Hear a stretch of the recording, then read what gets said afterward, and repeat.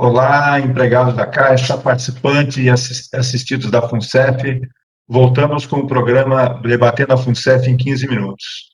Hoje o tema que nós vamos tratar é a importância dos conselheiros eleitos na nossa fundação, na FUNCEF. Para isso, nós trouxemos dois ex-conselheiros que foram eleitos pelo movimento, pelos empregados, para falar com a gente.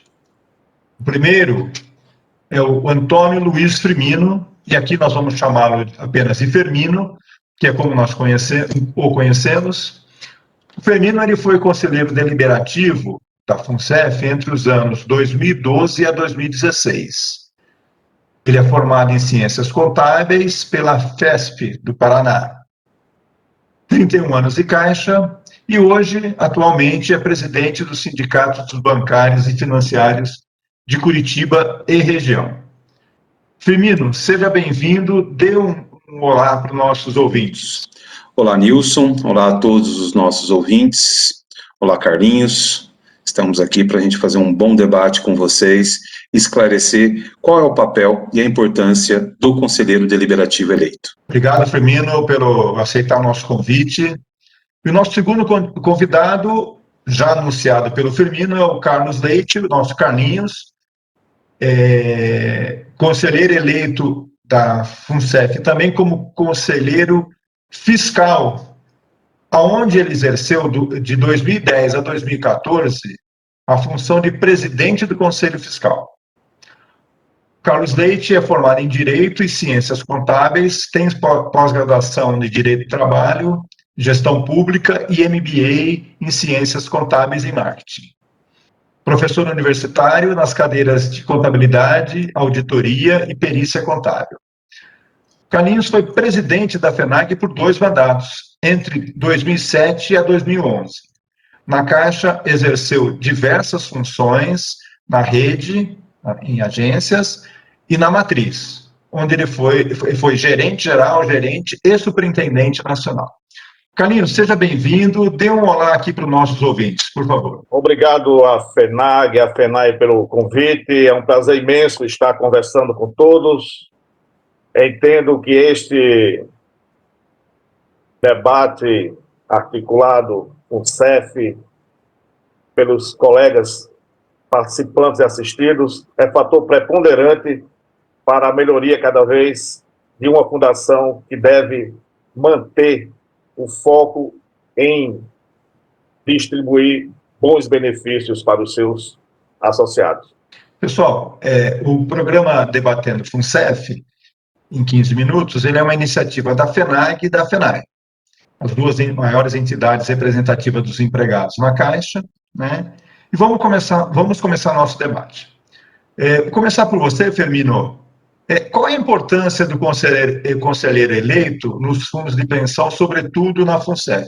Você que foi um conselheiro deliberativo, diz para nós, qual é essa importância? Veja, Nilson e colegas, o papel, no momento em que nós estávamos da FUNCEF, no Conselho Deliberativo, é de representar o olho do participante.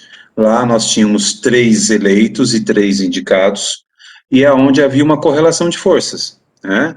Onde os investimentos passavam por lá, investimentos acima de 1% tem que ter autorização do Conselho Deliberativo, as mudanças de normas, qualquer alteração feita, seja ela no estatuto, seja no regulamento, no regimento de cada um dos planos, tem a participação, alguém representando o participante. Então, nada passa ao léu com este formato. Esse foi um formato construído em 2006, no novo estatuto. Inclusive, esse estatuto ele tinha algumas regras que neutralizavam o voto de Minerva. O voto de Minerva é aquele que dá ao presidente do conselho o poder, num caso de empate, de desempatar. No caso, nas regras, e no Conselho Deliberativo, ele é da patrocinadora.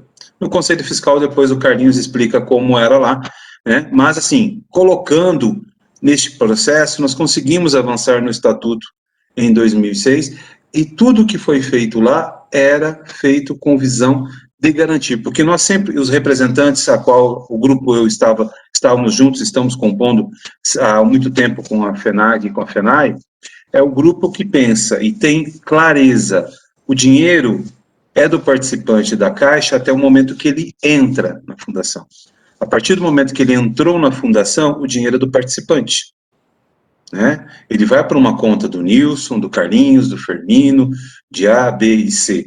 Ele não tem mais dinheiro da Caixa colocado. A Caixa, ela participa como patrocinadora na gestão. Então, ela, no atual momento, você tinha metade, a gente conseguiu conquistar a paridade em 2006. Estamos correndo alguns riscos, eu acho que mais à frente a gente entra nesse detalhamento. Mas o papel do conselheiro deliberativo é de participar de todas as decisões, inclusive decisões que davam empate na diretoria executiva, vem para o conselho, para que o conselho faça o opinamento e faça a decisão.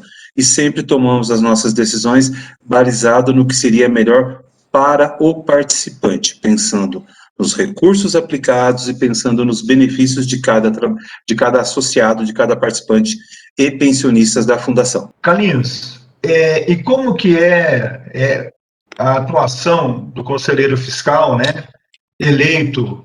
Qual é o papel dele e qual a importância dele? Eu inicio falando que é preponderante o papel do conselheiro fiscal e ratifico a resposta também do colega Firmino. Acho que ele foi muito feliz em suas colocações. Enquanto conselheiro fiscal, que é o fiscal dos assistidos e participantes da fundação, são os olhos dos donos do dinheiro. Esse conselheiro fiscal, ele precisa ser cada vez mais comprometido com o CNPJ da fundação e, por conseguinte, esse comprometimento vai refletir numa segurança maior para todos os participantes e assistidos de uma fundação como a nossa FUNCEF. É imprescindível que os ativos e os direitos de uma fundação sejam deveras fiscalizados por quem realmente tem capacidade técnica e tem um grande comprometimento com o poder que a FUNCEF tem em estar distribuindo os seus benefícios previdenciários. Portanto, entendo que é imprescindível e deveras importante a atuação de um conselheiro fiscal, repito, comprometido com o CNPJ de uma fundação que se preza. Veja, pessoal, como disseram os nossos dois convidados, né, e como diz o ditado, né, o boi engorda com o olho do dono, né, e nesse caso os donos são os participantes da FUNCEF, né. Vamos para uma próxima pergunta. Carlinhos, as eleições de 2020 estavam previstas para acontecer em março do ano passado, abril do ano passado, e elas não ocorreram porque as duas chapas inscritas tinham candidatos que, segundo a FUNCEF, tinham conflito de interesse com a fundação. Isso já foi debatido no programa anterior, nós não vamos falar disso aqui agora. E aquela eleição era uma eleição para um conselheiro fiscal e um conselheiro deliberativo e os seus respectivos suplentes. Ou seja, então, você tem uma intercalação, né, um intervalo de você elege ali 2 conselheiros, um fiscal e um deliberativo, e na próxima eleição, depois de 2 anos, você elege o restante, né? Então, você há uma eleição intercalada. A pergunta, sendo direto, qual a importância de eleições intercaladas? Os mandatos intercalados é a excelência como item indutor da transparência das atividades dos conselheiros e, por conseguinte, do conselho. Todas as grandes empresas que têm uma boa governança em nível mundial, elas adotam os mandatos intercalados para os seus conselheiros, até para não sofrer solução de conhecimento e continuidade. Ou seja, é importantíssimo que os mandatos sejam intercalados, repito, porque sempre vai ter pessoas que passam o dia a dia do conselho, e por conseguinte, a fundação ou qualquer empresa que se preza, que quer manter uma governança de excelência, precisa manter os mandatos dos conselheiros intercalados. Então, é imprescindível, repito, que estes mandatos sejam como estão. Entra um terço, depois sai um terço, entra 2 terços, e não sofrem solução de continuidade em seus conhecimentos e nas atividades do dia a dia dos conselheiros. Firmino, eu faço essa pergunta porque, como as eleições vão acontecer em 2020 e até agora a FUNCEF não remarcou as eleições, nós corremos o risco de ter e vamos ter eleição ano que vem, em 2022, corremos o risco de ter todos eleitos numa mesma eleição, se a FUNCEF não se posicionar. Então, eu queria que você também falasse sobre a importância desses mandatos intercalados. Veja, Nilson e colegas, fazer uma eleição, se acumular na situação que você traz, Nilson, nós teremos o quê? Uma mudança de diretores, porque a eleição, das representações seriam o Conselho Fiscal e o Conselho Deliberativo, mas também temos as eleições dos diretores, que até há pouco tempo era de forma igualitária, 3 da Caixa e 3 dos participantes. Então, se isso acontecer de uma única vez, isso pode acontecer o quê? Todo o histórico dentro da governança pode se perder. Por que isso? Por quê? FUNCEF, e aí todos também sabem, que ela tem investimentos de longo prazo. A Vale foi desde 97. Agora tem aí uma possibilidade, um planejamento de venda de parte dessas ações. Quem conhece todo esse contexto? Se eu dou um corte, mudo todos os diretores, que não há, você tem um processo de poder ter uma única reeleição. Isso acontecendo esse corte, todos que entram não vão conhecer esse histórico dentro da fundação. Seja dos investimentos, seja da construção dos benefícios, seja das mudanças das normas dos planos. Então, é extremamente importante você ter os mandatos intercalados no Conselho Deliberativo e no Conselho Fiscal, para que isso não ocorra. Eu acho que, de alguma forma, Nilson, isso já deve estar sendo feito, a gente tem que buscar garantir esse processo eleitoral, mesmo que de forma um tampão com um menor tempo, porque os mandatos são de 4 anos, né? Só que de 2 em 2 anos você tem um processo eleitoral. Então, neste sentido, eu tenho que garantir esse processo de que a memória histórica não seja prejudicada, ela seja preservada. Isso é extremamente importante para que os participantes tenham noção, né, para que as pessoas não caiam. E aí, já aconteceu comigo, eu acredito que também com o colega Carlinhos, de você chegar num momento, logo que eu entrei como conselheiro, de chegar por uma votação de um processo, cair na tua mão 2 dias antes, 150 páginas, para você ler e tomar uma decisão como conselheiro. Sem conhecer o histórico, sem debater esse processo. É extremamente complicado, né? Você tem que se desdobrar, passar a noite lendo, correndo atrás, e mesmo assim fica dúvidas. Então, nós temos que buscar, de alguma forma, garantir esse processo para que não ocorra a unificação das eleições, porque isso vai ser muito prejudicial para a governança, como o Carlinhos já citou, da nossa fundação, que é o 3º maior do país, né?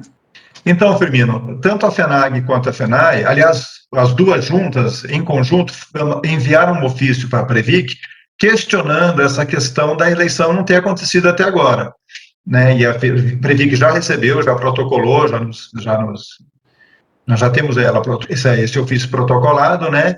E, obviamente, precisamos fazer também uma mobilização maior para que essa eleição aconteça, né, nesse período ainda antes de terminar, antes de coincidir essas duas eleições, né? Mas eu queria fazer uma terceira e última pergunta para vocês. Há uma proposta, né, de mudança estatutária da nossa fundação, aliás, já aprovada em alguns órgãos, né, que reduz as diretorias de 6 para 4, sem especificar qual diretoria que está deixando de existir, eleição individuais por pessoas ao invés de chapas, né, e decisão por maioria simples no Conselho Deliberativo, né. Quais os riscos dessa alteração, Firmino? Eu gostaria que você começando por você, e que você já fizesse as suas considerações finais. O risco é grande, Nilson. Como eu falei lá, o estatuto anterior, ele tinha algumas amarras, tá? E, nesse sentido, tem 4 itens que eram preponderantes e que não podiam ser usados o voto de Minerva. a retirada de patrocínio, a mudança de estatuto propriamente dita, a mudança de regulamentos e criação de novos planos, tá? Isso, o Conselheiro Deliberativo não poderia usar o voto de Minerva para solucionar isso. Por quê? Porque hoje, da mudança como foi feita, como você já disse, eles podem, por maioria simples, tomar uma decisão de retirada de patrocínio, que é um prejuízo enorme para os participantes. Criar novos planos de benefícios com menos direitos que os atuais. E o que é muito pior, na minha opinião, que é a questão de você reduzir 2 diretorias. Muito provável você tenha 2 reduções. A controladoria, que é quem faz toda a busca de controles todos os lançamentos da FUNCEF, de investimentos, de benefícios e tudo mais, e investimentos de participações, porque você tem a diretoria de investimento e a diretoria de participações. Muito provável você junte as 2. Isso acaba com o serviço? Não. Você vai estar trazendo esta responsabilidade para uma única diretoria que com certeza não poderá dar a atenção necessária para cada um desses itens colocados. Tá? Então, assim, é muito importante, a gente tem que nos organizarmos, evitar que isso ocorra, mesmo como você disse, já está aprovado internamente, mas está nos órgãos de controle do sistema, né, sistema privado de previdência complementar, e a gente tem que nos garantir que isso não ocorra, tá? Queria agradecer tanto a FENAI quanto a FENAG pela possibilidade de estar conversando com vocês e também com os nossos participantes, porque o momento hoje, na Caixa, nós temos 2 pontos.